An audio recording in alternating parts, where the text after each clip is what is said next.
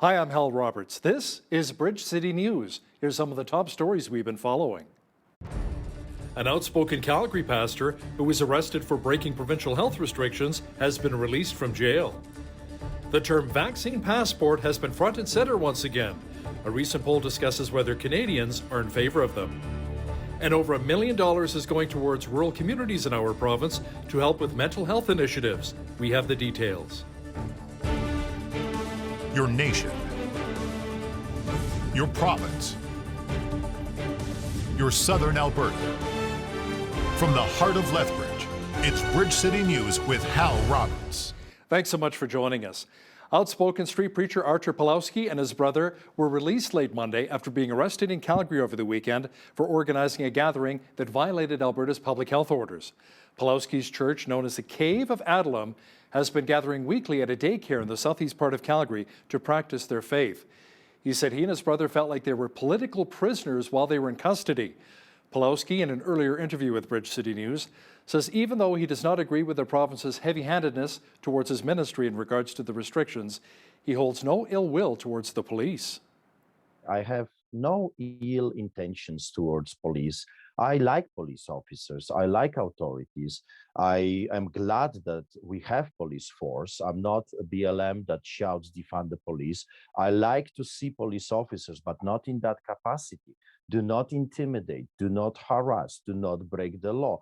I am always, all my life, I have been standing against corruption. When I see corruption, everything in me rises up because I grew up in a lawless society. I grew up in Poland behind the Iron Curtain under the boot of the Soviets. So we didn't have laws. We didn't have, law and order. We had thugs in a force of police that were beating people, torturing people, arresting people without really a proper trial. And they were sending people to jail for nothing, just for opposition to the government, just because they wanted to, just because they could. So when I see stuff like this, everything in me brings back my childhood, and I just want to yell, don't do this, because in the end of the day, the villains and the victims are always victims. When asked whether he would stop hosting services in contravention of health orders, Pawlowski said he will first have to chat with his lawyers. Now, for this week's poll question, we are asking, do you agree with pastors being arrested and charged with breaking public health orders? Log on to our website, bridgecitynews.ca, and vote yes or no. We'll add up the votes and have the result for you on Friday evening's newscast. Alberta's Justice Minister is defending the province's new health restrictions by saying a COVID-19 disaster is what the provincial opposition, the federal government, and the mainstream media were looking for and want. Casey Medu made the comments recently on social media, adding an overrun healthcare system would leave patients grasping for breath in field hospitals. Medu's spokesperson declined to explain the minister's comments, but added that Medu will not apologize for stating the obvious. Premier Jason Kenney says it's very important to keep following the public health restrictions even after you've received your first dose of the COVID-19 vaccine. So I know that it may be tempting to ease up on all measures, but I assure those who have had one dose of vaccines, all 1.6 million of you, to keep following the public health measures in place. While first doses provide a lot of protection, you don't get the full protective power of the vaccines until 2 weeks after your second dose. And even though you may have one dose, your loved ones, a cashier at the grocery store, or a person that you have some encounter with may not have had their first appointment yet. We all need you to hold on just a little while longer, to follow the current restrictions, to wear a mask, to help us protect everyone until they're vaccinated. Health officials say just over 36% of Albertans have now received at least one dose. Our province is close to 25,000 active cases of COVID-19, but fortunately, almost 185,000 Albertans have also recovered from the virus. If you want to look up a profession that appears unpopular right now, it may be a politician. Many government leaders are being blasted during the pandemic, mostly due to the lockdowns and lack of vaccines. Lethbridge East MLA Nathan Neudorf says he's hearing it from both sides right now, the left and the right. It is tough when you're the one trying to find the way through it, and there's no perfect answer. Alberta is known for its diversity, from our fantastic, gorgeous rural areas and that farming lifestyle to our two awesome metropolitan cities. One rule, one size doesn't fit all. That's another factor that makes it so difficult to try to manage this in a way appropriate for each age level, each demographic, each rural, urban, and metro center. But hopefully we can get through this sooner rather than later. MLA Newdorf will discuss the support the province is offering to small business owners during the COVID-19 pandemic. That Q&A is coming up right after business news. Oil sands companies are stepping up COVID-19 vaccines at various plants. Alberta reported close to 3,800 active cases in the North Zone, which includes Fort McMurray. Outbreaks were identified at several work lodges and production facilities. A spokesperson for Imperial Oil says the company opened a voluntary vaccination clinic at the Kearl Oil Sands mine and has implemented a rapid testing program to screen workers before they travel there. Alberta still leads Canada in per capita active COVID-19 cases. The term vaccine passport has been discussed extensively at various levels of government. Many feel it's yet another infringement on our rights, while other people believe it's a simple way of protecting us from COVID-19. Some countries around the world have already implemented a vaccine passport to allow people to attend public gatherings such as concerts or sporting events. Now, a recent poll by Leger asked Canadians if they'd be in favor of a vaccine passport locally, and 61% of the 1,529 people surveyed said yes. The poll also asked, should private business owners have the right to limit access to their business to vaccinated people? Now here's the breakdown. When it came to beauty salons, spas, or massage therapy clinics, 61% also said yes. 60% of gym owners said they should have the right to limit access. 58% of restaurant owners also wanted limitations to only those who've been vaccinated. And non-essential retail and mall owners, 50% were in favor of limiting access to only those who've been vaccinated. Many businesses have continued to struggle under the new restrictions here in Alberta that were introduced by the government. Local eatery Hawker's Pub has decided that it's not feasible to stay open under the current climate. As Micah Quinn explains, staff say that's just a temporary shutdown until they can get back to normal once restrictions are lifted. Vicky Vandenhoek says that now is the time to take a break. The owner and operator of Honker's Pub and Eatery made the decision recently to temporarily close the pub's doors to the public. It's not about money, it's not about financial gain, it's kind of about survival. And it's also about a mental break for our staff. For me as the owner, the yo-yo going back and forth is not easy. You're up, you're down, you can do this, you can't do this. And so even having that, and I think just taking a break, just getting it together, and then that we can come out stronger. And we're hoping that we get a message out to everybody. It's not easy in this being a local business, and just get out there and support any kind of local business. Vandenhoek made a video on Facebook announcing the temporary closure, and she says that customers seem to be understanding and supportive of the pub's shutdown. And it kind of went, yeah, okay, I think we did the right decision just to shut it down for a few weeks until we can get going again. Like many business owners, Vandenhoek hopes that the Alberta government realizes that all businesses should be treated equally when it comes to restrictions. I kind of wish that they would actually listen to some of the local businesses and to the Restaurant Association, because we're doing everything possible that we can. They just maybe need to get out and see what everybody else is doing, and just if they would shut everything down, then maybe we could stop this curve. Honker's Cafe is still open at the Perlich Brothers Auction Market, and you can order takeout from them on Tuesday, Wednesday, and Thursday. For Bridge City News, I'm Micah Quinn. This week is International Economic Development Week. It's a time to celebrate the work of economic development practitioners. As BCN's Naveen Day explains, it's also an opportunity to encourage dialogue to better provide an understanding of what economic development really is. Lethbridge enjoys a diversified economic base which comes from a mix of businesses that are anchored to our community. With no business, payroll, or machinery tax, available land for development, and office space at less than $16 per square foot, Lethbridge is an ideal place for business to flourish. Trevor Lewington, who is CEO of Economic Development Lethbridge, says our city has all the ingredients to attract entrepreneurs. We've got an emerging tech sector, we've got lots of creativity between the college and the university. So really it's about having an appropriate environment, so low taxes, business-friendly environment, but it's also making sure that we continue to support our post-secondary institutions, creating that workforce of tomorrow. All of those things contribute to a great environment for entrepreneurs. I'm standing here in front of the Lethbridge Viaduct, the tallest and longest train bridge of its kind in Canada. This engineering feat has brought goods to market and products to consumers for the past 110 years. Lewington explains why infrastructure like this is so important when it comes to planning for the future. One of the things that people don't think about a lot is the industrial park. So having the right utilities in the ground, electrical service, having serviced industrial land is key to attracting the big projects. So that's the big picture stuff. But core infrastructure like a functioning airport, like good road access, like functioning utilities is important for smaller businesses as well. So part of the challenge for city councils is to work cooperatively with other levels of government and find ways to fund that really needed infrastructure. According to ChooseLethbridge.ca, a family earning $80,000 annually in Lethbridge has close to $17,000 in disposable income compared to negative $60 in Calgary. For Bridge City News, I'm Naveen Day. Canola prices have surged in recent months, driven by low supply and high demand. That's according to the Alberta Canola Producers Commission.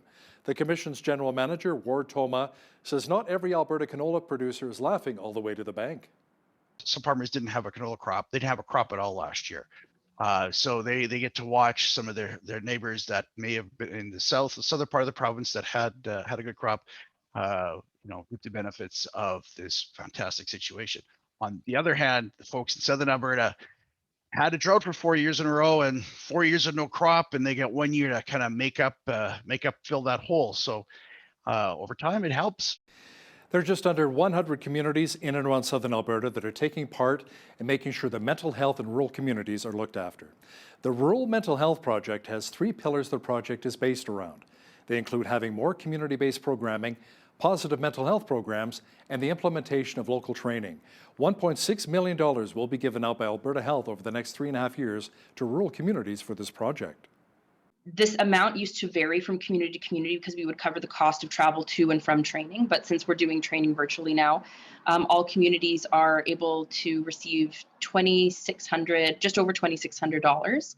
And that covers the animator's time in training so that they can get paid and compensated for their time, and 50 hours of facilitation time in their community over 1 year. So being able, building relationships and trust and processes takes time. So it's meant to be a coordinated effort over a longer period of time.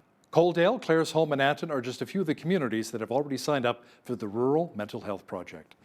Now, during the pandemic and with current government restrictions, it's very easy to fall into a dark place, feeling anxious and oftentimes even depressed. Grace Fox recently wrote a book called Finding Hope in Crisis. She explains what we need to do to not let negative emotions get the best of us. If we get caught in that present time of a hard place and all we're thinking of is never going to end. Again, that's a thought that the enemy will put into our minds to discourage us. I'm never going to get past this. It's never going to end. It's never going to get better. But remember that in Scripture, there are promises too that say, this will not last forever. This will pass. There's a greater glory that lies ahead.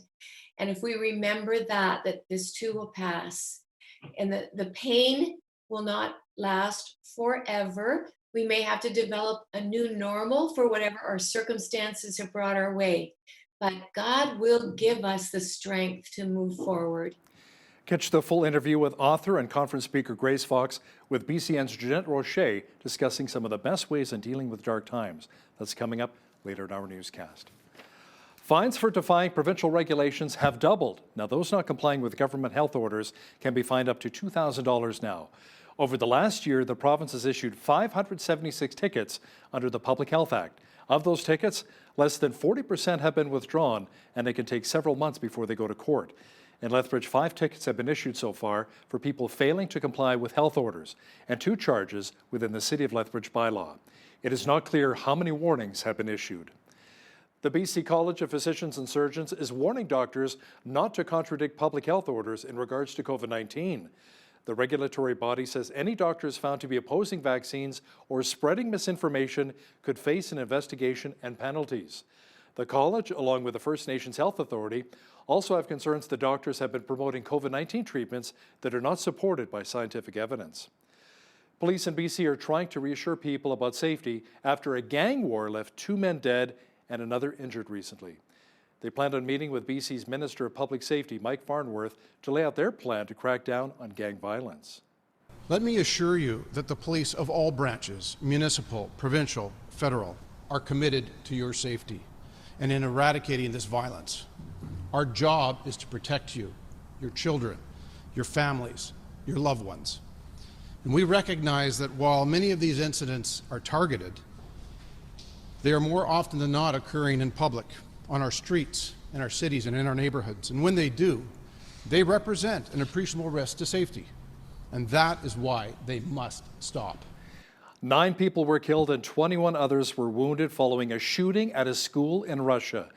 Officials say the gunman opened fire at a school in the city of Kazan, which is located around 700 kilometers east of Moscow. The gunman has since been arrested.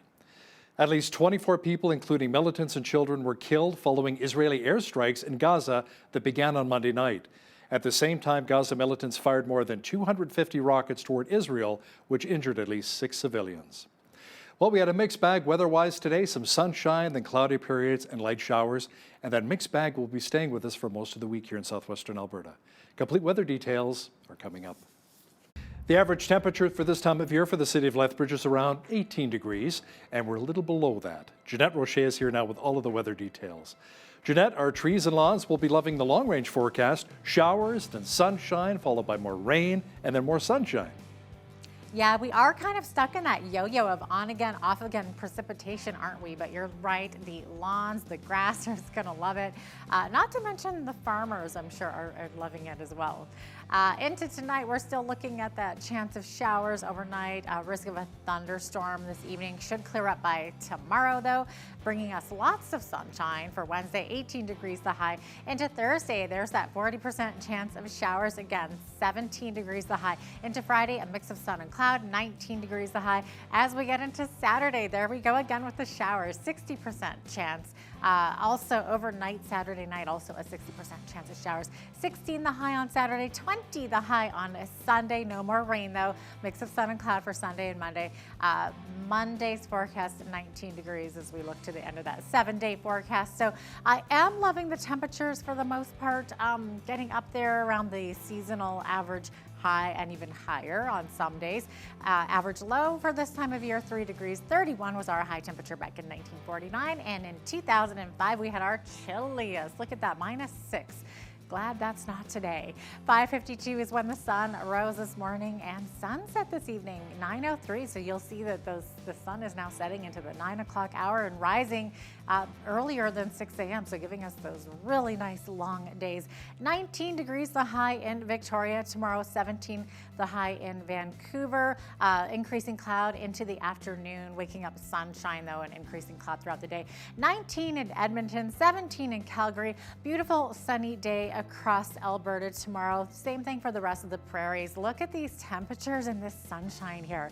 Saskatoon's high, 20 degrees, lots of sunshine.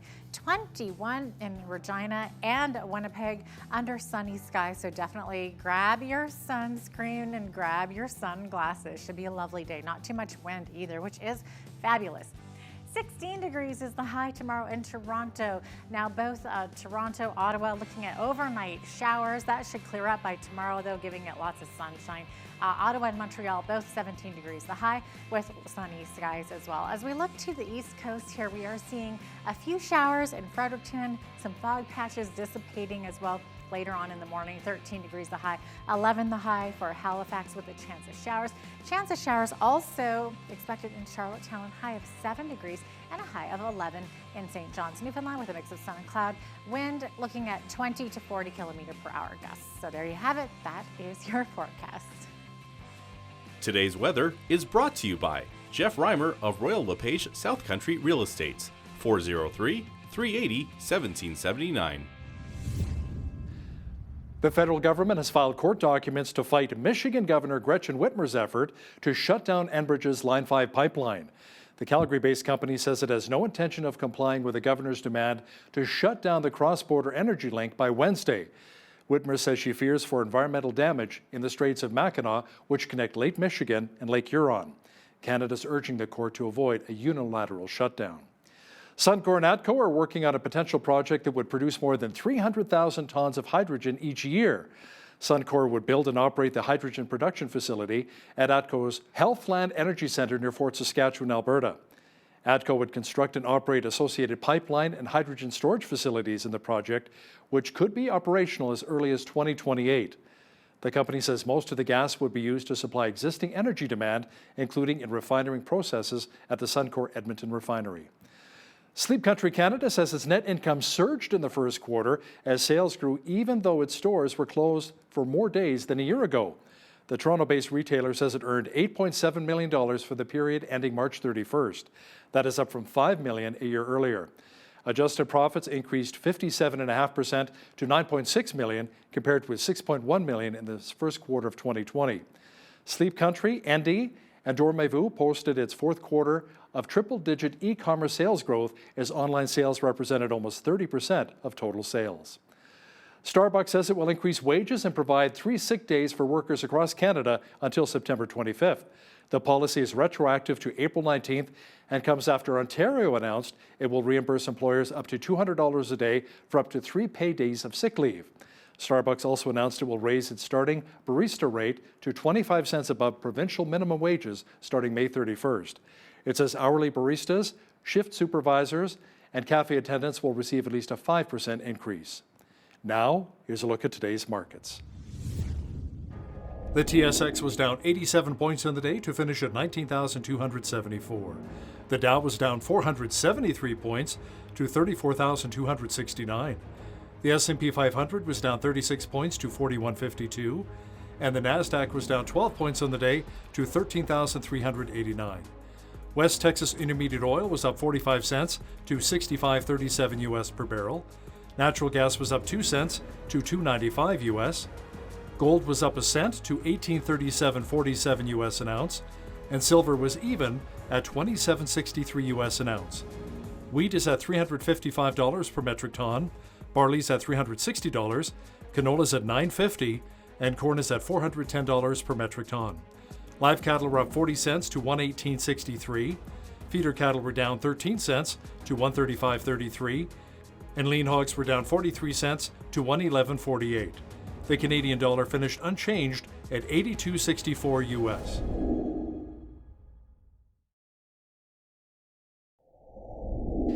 Recapping one of our top stories this hour, outspoken Calgary street preacher Archer Pawlowski and his brother were released late Monday after being arrested for organizing a gathering that violated Alberta's public health orders. Pawlowski's church had been gathering weekly at a daycare in the southeast part of Calgary to practice their faith. He said he and his brother felt like they were political prisoners while in custody. Pawlowski says he is speaking with his legal team to see if they will proceed with future full in-person services for both he and his congregation. So how do you find hope in a crisis? Author and conference speaker Grace Fox has some thoughts from a godly perspective, and she'll share them next with BCN's Jeanette Rocher. That Q&A is coming up shortly. We're living in one of the most chaotic times in history. Many are struggling with depression and stress, and perhaps we're losing hope. Today's guest joins us from the Vancouver area to offer some hope to us. Grace Fox is a conference speaker and a member of the First Five writing team for Proverbs 31 Ministries, and is the author of Finding Hope in Crisis, Devotions for Calm in Chaos. Welcome to Bridge City News, Grace. So great to have you on today.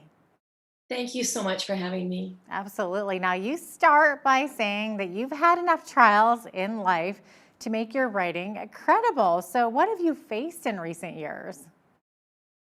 Well, the most life-changing event that happened to me actually was when I was in my early 20s, and I've never been the same. It actually, I think, put me on the trajectory that I'm on. And that was living in Nepal and working with my husband there. We were fairly newly married, but we had our first child was born there, and that was fine. Very different, though, taking him from a mission hospital back to our mud and rock hut with a grass thatch roof with no electricity or running water. And when he was 20 months old, our second child was born at the mission hospital, and she was born with a condition called hydrocephalus, which is too much water on the brain. And when the doctors realized what was going on, they just said, you have to go back to North America on the first available flight, which would actually have been 3 days from then. But when the airlines found out that I'd had a C-section, they said, you're a medical high risk and we don't want you on the plane. But my husband wrapped that baby in a blanket. We gave him a bottle of express breast milk and a diaper bag. He got a ticket for himself, and he took that baby home while I was left behind. And I had to stay there for another week, not knowing if I'd see my daughter alive again or not. I remember in that very, very dark moment, just crying out to God and saying, what is it you want me to learn in this? What is this?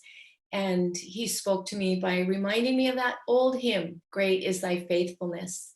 Just reminding me that he wasn't promising me that my daughter would live or what her quality of life would be if she did live, but he reminded me that he would be faithful. And I hung on to that. So the next couple of years were really rough. My daughter did live, but she had about a dozen surgeries, and she had brain surgery, and she had meningitis when she was 11 months old. So it was a rough ride, but God was faithful. And in these times of crises, I've had a few more since then, losing my mobility a few years ago for several months, and just last fall, losing my mom in a very sudden turn of events, other things too in between. But hanging on to that hope that is found in the truth that God is faithful no matter what. He's there with us. Yeah, what an incredible story you have, Grace. Now, many people are living with a sense of despair and don't know how to pull out of it. So what's worked for you in the past? So when I find that sense of heaviness just coming in on me, I find that I have to go back to the promises in the scriptures. And sometimes in those crisis times, I know that we can't even remember whether or not we've had the last meal. And it's hard to remember what day of the week it is sometimes. We get so caught up with those concerns that are pressing us at that moment. And so I say, it's good to just find one promise from the word, write it out on a recipe card, and just keep it with you. Again, another thing that I do, a practical thing, is just to put my earbuds in, and I go with my phone, I go for a walk, and I tune into a praise and worship station. So I listen to that music, and even if I can walk 10 minutes or 15 minutes, just whatever I can get in is good, because for one, it's the exercise that works as well, rather than just staying inside in that confined space and stuffy air. Sometimes get out, get a bit of fresh air, get those hormones going with exercise, and listen to the praise and worship music to refocus my thoughts. Because if I'm just focused on the worries, I'm going to go down into a dark place. But if I focus on the one who's in control of those worries, of my situation, then I can pull myself out of it. And so and another one would be to call somebody, because we don't have to go through this alone. The enemy of our soul will try to make us think that nobody else has time and nobody else cares. But when people know that we're in trouble, and we make ourselves, we're just honest with other people how we're doing, then we can have somebody pray with us and help carry that burden, because we just can't do that by ourselves. Yeah. Now, your devotion is called Calm in Chaos, right? So how did that come about? How did you start writing devotionals? Oh, I started writing devotionals, 15 years ago, and I've had quite a few published, but this one is a little bit different than the others that I've done in that they're very short readings. Some people who've done this say that they take them maybe a minute and a half to read. And I wrote them especially for people facing crisis, because again, like I say, I know what it's like to be in those moments where we're so caught up with the responsibilities or the needs, and it's just hard to recall. It's hard to focus on a long passage of scripture, but a verse is doable. And so I wrote these little scriptures. I've got this little book right here. I wrote them with people like that in mind, so that they can focus on one nugget and carry it with them through the day. And almost every one of those readings go back to, who's God in this? Who's God? What's he like? Because if we remember that he's faithful, and if we remember that he's strong and wants to share that strength with us, if we remember that he is a God who is good and wise and sovereign, it just helps us walk through those really difficult times. Mm-hmm. What do you think is God's solution to worry? Oh, I love this. I really believe that it's found in Philippians 4, 6, and 7. Let me read you those scriptures. Do not be anxious about anything. That's easier said than done. But in every situation, by prayer and petition, with thanksgiving, present your request to God. And the peace of God, which transcends all understanding, will guard your hearts and your minds in Christ Jesus. And so I say it's like a mathematical equation. So you've got your elements on one side of the equal sign, and then the summation on the other side of the equal sign. So there's three elements on the left side of that equal sign, and they would be, don't worry about anything. And I say, I remember being a crossing guard when I was in 6th grade, going out there, and I was able to put out my little red paddle that said stop, right? And I'd hold that up towards the cars coming at me. And oh, the power I felt as a 6th grade girl, being able to stop traffic, right? Yeah. But we can do the same thing with those worries, to just say, stop it right there. I'm not giving you access to my mind. You're not getting in. So that would be step one. Step two That's a on good that visual. would be, isn't it? You know, Yeah, just hold I that can paddle just up see that you says with that. stop. And the second one then is to pray about everything, no matter how small it seems, just lay it out before the Lord. The third thing is with thanksgiving. And so we might say, give thanks in the middle of this crisis. Are you kidding me? What do I give thanks for? But it's those things, it's like that God is faithful, that his promises are true, that he will never leave us or forsake us, that he hears our cries for help. Those are the things for which we can be thankful. And so each of those things, when we put them into practice, equal peace. And if any one of those three things are missing, we're not going to end up with peace as the sum. So I believe that's God's solution to worry. Say no to those worries, pray, give thanks, and then we experience peace. Mm-hmm. So why do you think that it's life's hard places that change us? Is that God's plan all along, do you think, to make us stronger? You know, we live in a broken world where those hard places come. And God, whether God ordains them or whether he allows them, theologians would even disagree on that. And so I don't spend my time trying to figure out that, whether he allowed this or he ordained it in a hard place. But I believe that he can take those hard places and use them for our good. So we as believers can just roll Romans 8:28 off our tongue, kind of as a pat answer in the hard places, that all things work together for our good. But verse 29, right in the center of it, there's this little nugget that I'd missed for years and years and years. And right in the middle of it, it says about becoming more like Christ, being conformed to Christ's image. That is what we can look forward to. And that is what God wants to happen when we go through those hard places, is we can become better or we can become bitter. And we want to become we want to become better. That was a slip of the tongue. I knew what you meant. Better by becoming more like Jesus, more patient, more compassionate towards others who are going through suffering as well, more understanding of the needs of others. Yeah, I think as humans too, we have that tendency to pull back and withdraw in times of crisis. But this is not helpful, is it? It's actually hurting us. It is. Here's the visual that I get with that concept. I always think of like a flock of sheep out in the pasture, and there's a little lamb, and the little lamb just moves away from that flock of sheep, maybe just wandering away, eating its grass, and it wanders away. And if there's a coyote or a wolf, some kind of a predator close by, they are going to be watching for the most vulnerable member of that flock. And it's going to be that little lamb that's strayed away from the flock. And we make ourselves vulnerable to the enemy when we wander away from the support that we could have by staying in connection with other people.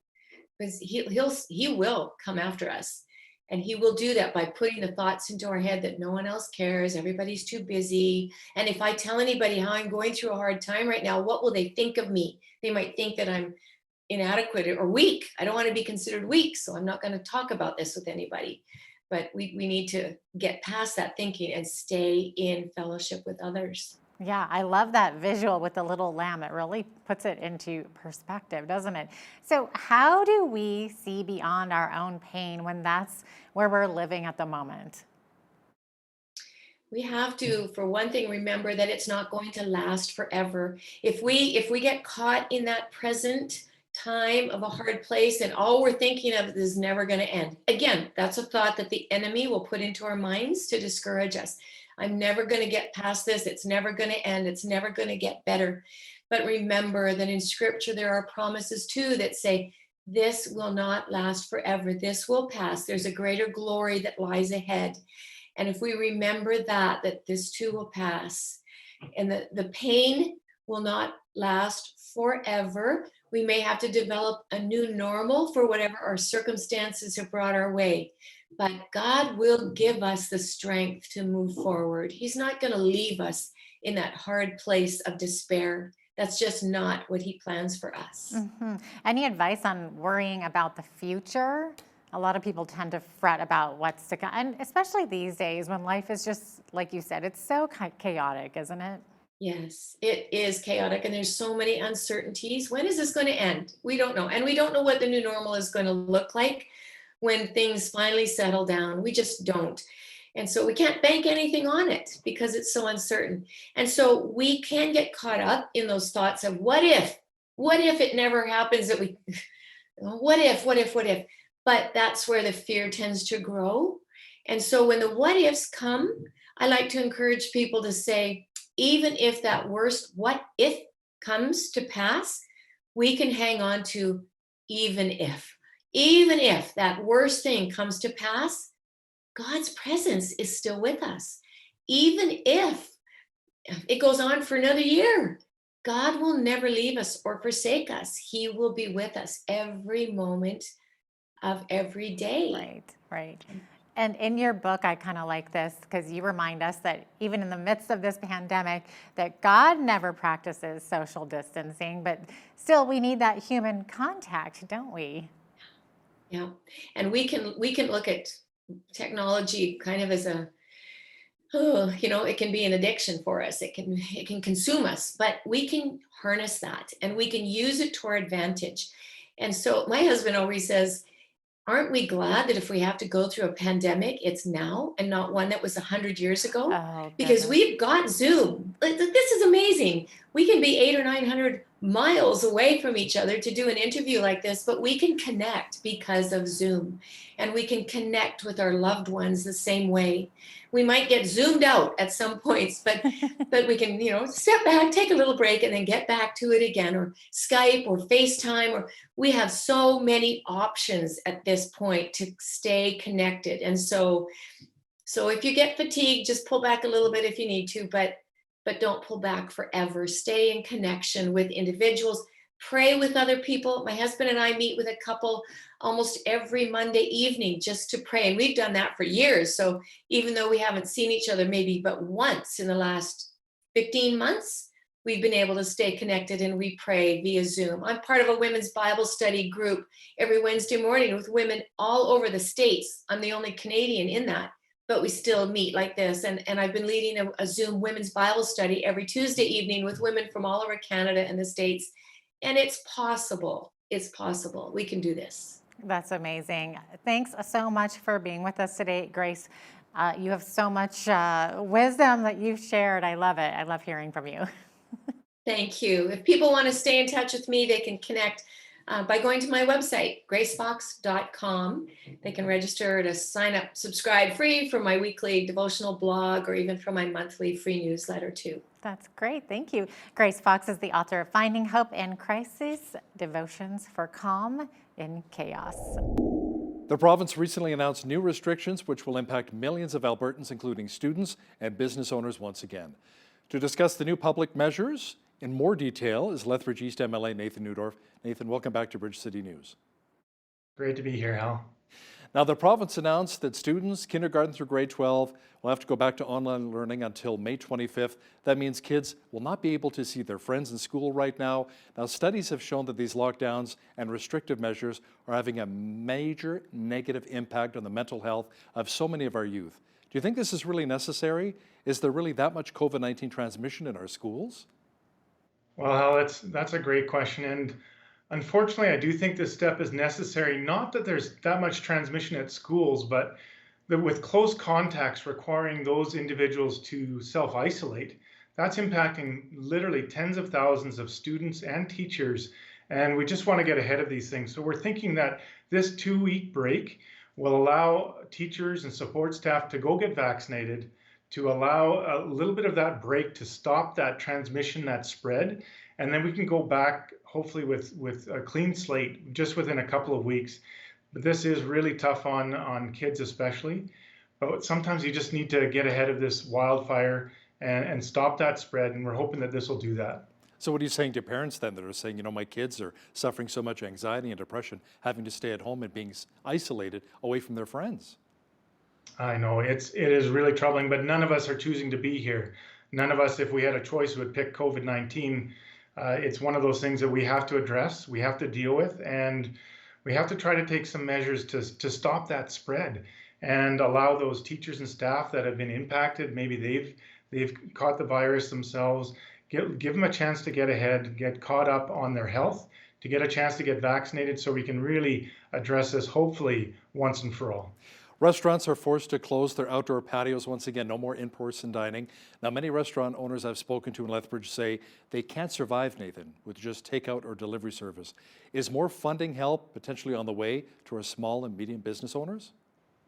Well, we have reopened the small enterprise grant specifically for them for this reason, and it's open till the end of May. But we absolutely know that this is devastating for them. It's been an incredibly difficult 14 months. We want to see them fully opened as soon as possible. And I do continue to advocate on their behalf to see every business open as long as some safety measures are in place. Right now, we've had to take this additional step. It's not what we want, but hopefully we can provide them some supports to get them through just a couple more weeks. Hopefully a lot more of these business owners will actually survive, especially the restaurant owners. Now, the new temporary rent assistance benefit opened to eligible Albertans on May the 1st. Can you explain really how that works? Sure. It's a modest subsidy for those who are working or maybe in between jobs or just can't quite get ahead. And it'll give them a little bit of income to help them pay that rent. And it's, from my understanding, it's full subsidy for this year. And in the second year, it's reduced somewhat, but it's calculated on the size of the household and where they live in the province. And eligible people are either employed or looking for a job, or they have been employed for the last 24 months, but not if they're also receiving some other social assistance at this time.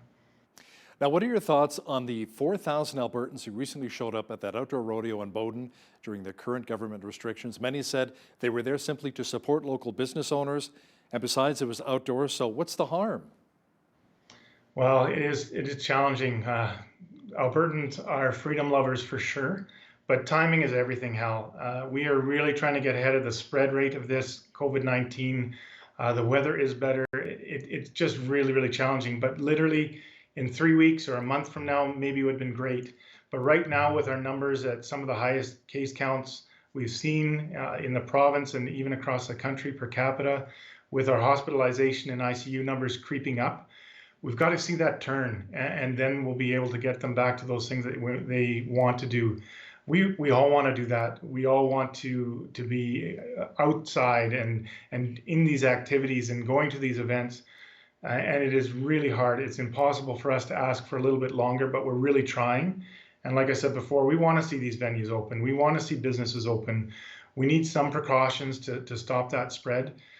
Timing is really everything. It is maybe a little bit of bad timing. It just shows the fatigue and impatience people have to get back to life as normal. But we just have to be thinking of others first whenever we can. And you and I both know that Albertans love their rodeos. I mean, we love our rodeos here. The Calgary Stampede, I've covered a lot of the FCA rodeos over the years, and you can't take away our rodeos here. Now, Nathan, many politicians are taking it on the chin right now as the lockdowns and restrictions continue. Premier Jason Kenney's popularity rating is taking a bit of a hit, and it's been challenging for you as well. You're hearing it from all sides? Absolutely. It has been incredibly hard. Nobody likes their freedoms restricted, especially not Albertans. They still have that pioneering spirit. I've seen it as I've traveled the province with this job. People want to be back in control of their lives, doing the things that they love to do. There's no pleasure in this, but we are trying to take prudent steps to stop that spread. Hal, sitting alone in your basement, you're not spreading that to anybody and you're not getting it from anybody. It's not what we want to do, and it's not what we're saying, but we have to impose a few things to try to make this happen. But it is tough. It is tough when you're the one trying to find the way through it, and there's no perfect answer. Alberta is known for its diversity, from our fantastic, gorgeous rural areas and that farming lifestyle to our two awesome metropolitan cities. One rule, one size doesn't fit all. That's another factor that makes it so difficult to try to manage this in a ways appropriate for each age level, each demographic, each rural, urban, and metro center. But hopefully we can get through this sooner rather than later. We keep hearing how so many of the ICUs at hospitals are overflowing with COVID-19 patients. Have you actually been to our hospital, Chinook Regional? Is it as dire as people are saying right now, or is it blown way out of proportion? Well, I haven't been there personally. I think it would be imprudent for me to do so at this time. Again, I don't want to be going to areas where I could be carrying a virus or any kind of virus in those areas. But I have talked to lots of people who work in our Chinook hospital, fantastic frontline workers, our doctors, our nurses, our respiratory therapists, and even our support and sanitary cleaning staff. The challenge is that we have in Lethbridge only about 14 ICU beds.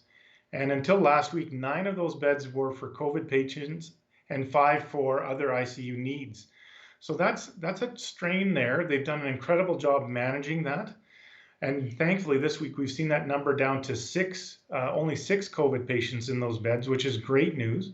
We need to see that trend continue.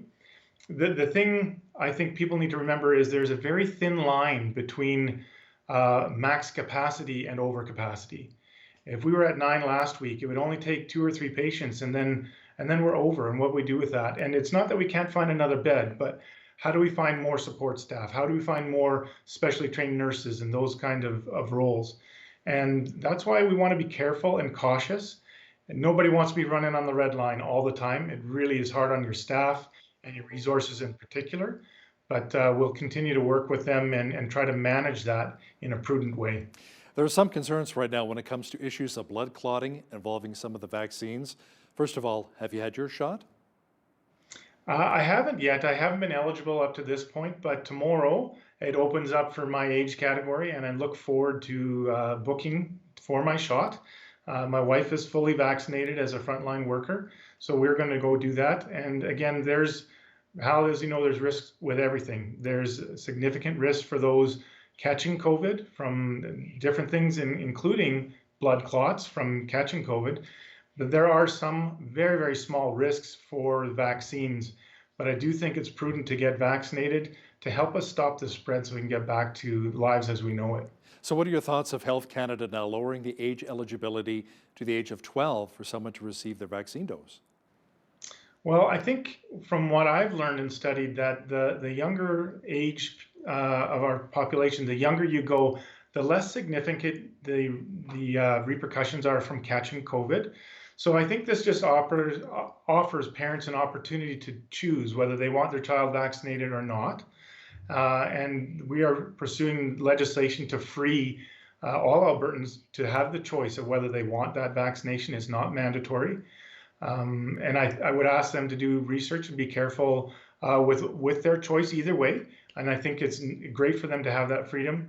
But I'm really excited for everyone who wants to be able to get vaccinated within the next week or so. They can start booking those appointments. And I think that's going to be a real turning point for us here in Alberta. With the increase in cases here of COVID-19 in the province, do you think the Premier would actually ever take that step and make the vaccine mandatory? Absolutely not. We already have legislation tabled in the House proceeding. I believe it's in stage 2, second reading, that will remove that mandatory vaccination measure under the Public Health Act. And I think Albertans want that freedom. I think it's prudent to do that. And I think it would be an extreme measure for a government to require that in this day and age. And like I said before, Albertans are pioneers at heart, and they love their freedoms and liberties. And I think they need that opportunity to make that choice for themselves.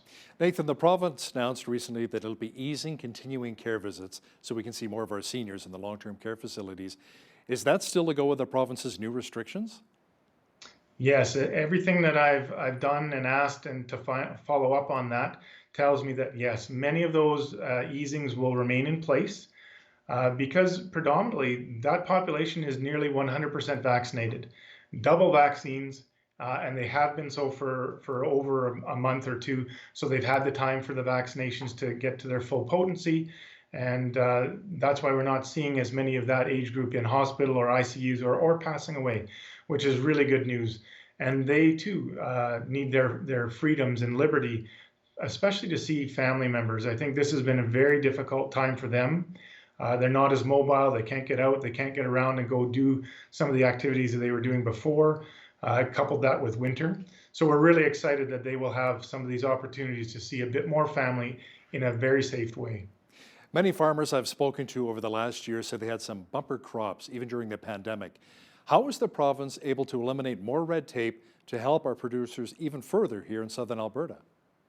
A couple of really exciting things on that vein, Hal. The Agricultural Financial Services Corporation, or AFSC, has added a number of different things to just ease some red tape from farmers in their daily lives and their business. Quick loan approvals, reduced waiting time for correspondence, improved renewal process, loan deferrals, and electronic signatures, just to name a few things. It doesn't sound like a lot sometimes, but if you're stuck in a tractor on a huge field like we have here in Alberta, an electronic signature or to be able to do some of that stuff from the cab of their tractor is really, really great news. On top of that, there's been some other interesting developments, like consumers can now purchase beef direct from a farm and have it slaughtered through the slaughterhouse and pick it up from there, cutting out a whole lot of red tape. And for those who maybe are part of 4-H or just part of that lifestyle, that's a great step forward for them in their farms and their lives. It reminds me I need to fire up the barbecue here fairly soon as well with our warm weather we're getting. Now, on one of your Facebook posts, you have said that Lethbridge plays an important role for trade and development in Alberta. Now, we serve as a gateway to the northwestern United States and Western Canada's vital trade commodities. Can you expand on that? Absolutely. It's one of my most exciting files is to promote Lethbridge and our trade hub that we are. We're at the center of 4 highways, Highway 2, Highway 3, Highway 4, Highway 5. We have a railroad yard right here and lots of rail access. We're improving our airport with monies provided by the provincial government this year to expand our capacity for freight and passenger with new terminal and a longer runway. So we're really a hub for that trade. And what a lot of people don't realize is not only are we a hub and a center for agriculture and agricultural products like beef and grains and pork and chicken and sugar and all those kinds of things, potatoes, French fries, and chips, but we're also a manufacturing hub. We have aircraft engines manufactured right here in Lethbridge. We have trailer parts, disposal bins, plastics that go to worldwide markets. Making sure that we can access those trade routes more easily with possibly, this is the new idea, a pre-inspection for commercial trucking to get across the border in an express lane can really maximize that capacity and maximize Lethbridge's attraction to new business and new business growth. Lethbridge Police Chief Shaheen Medizadeh recently sent off a plan he has for the LPS to Justice Minister Casey Medu about how things are going to change the Lethbridge Police Service moving forward. Have you spoken to Minister Medu about the submission from Chief Shaheen Medizadeh and his reaction? Yeah, I have a little bit to him, a little bit to his staff. He's obviously very busy these days, but he has received it. He's very thankful that the chief has done a great job on getting it to him on time. There's lots to work with. I understand from his ministry that the ministry is continuing to work with the Lethbridge Police Service to make sure that all the parts and pieces are in place and that we move forward with a strong and healthy police force. I'm really proud of our men and women in blue for what they do for Lethbridge. And I think this is a great step forward, and I appreciate their participation and cooperation in this tough time. We only have a few moments left here, but I wanted to ask you, with the mercury climbing, we're starting to see just how much of a homeless issue we have in our city once again. Many agree it's tied with the opioid crisis in Lethbridge. What is the province doing to work with the city to address both? Well, we have worked with the city a lot in funding treatment and recovery beds. That's the first major step for many of these people caught in addiction.